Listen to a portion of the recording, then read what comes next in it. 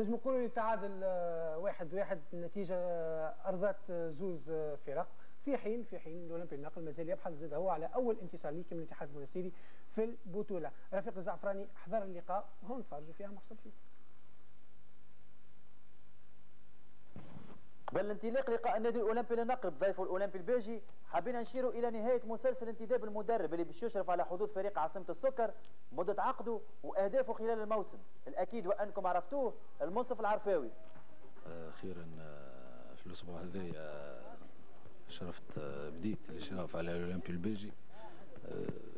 ان شاء الله تكون معناها بدايه موفقه، وان شاء الله الامال اللي يستناو فيها ان شاء الله تتحقق. دائيا اتفاق نهايه الموسم. نرجع للقاء اللي انحصر فيه اللعب في وسط الميدان لمده زمنيه معينه، وهذا عادي بما انه كل فريق كان يبحث على نقاط ضعف منافسه من جهه، ومن جهه اخرى التخوف من قبول هدف يبعثر اوراق اي مدرب. وبقينا ننتظروا دقيقه 15 باش نشاهدوا فيها اول عمليه للباجيه تنطلق من اقدام ماهر الزديري، والمقراني يسدد راسيه وجانبيه. رد فعل الاولمبي للنقل كان اكثر واقعيه، ودقيقه 21 تعلن على موعد الهدف الاول عن طريق عبد القادر بالحسن اللي يتمكن من افتتاح نتيجه بلقطه من الطراز الرفيع، والصوره اكبر دليل.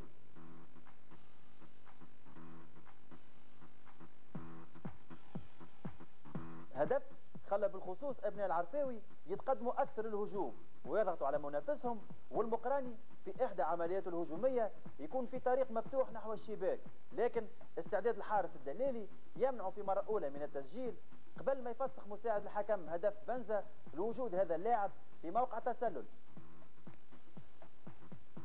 ضغط الباجيه يتواصل، وفي عمليه هجوميه اخرى تتم عرقله المهاجم بنزا، والحكم يعلن بعد تردد على ضربه جزاء. الزدير يتقدم للتنفيذ، والحارس الدلالي مره اخرى يتالق ويتصدى،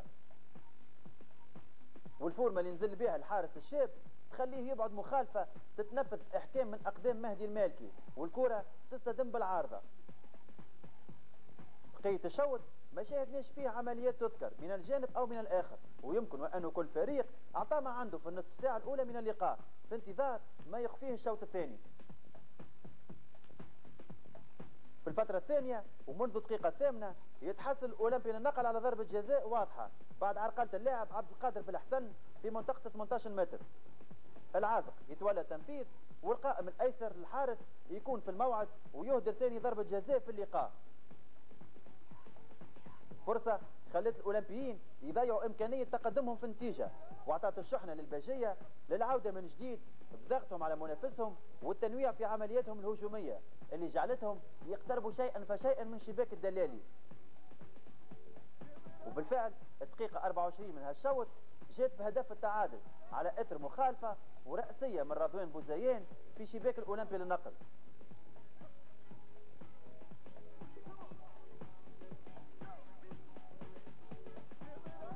زملاء المقراني ما كانوش راضين بالتعديل، واستغلوا تراجع مردود ابناء الاولمبي للنقل، وكادوا في زوج مناسبات ان يضاعفوا النتيجه، خاصه بعد هفوه يقوم بها الحارس الدلالي وتسديده طرابلسي يتصدى لها المدافع بطريقه شرعيه بالرغم من مطالبه الباجيه بضربه جزاء.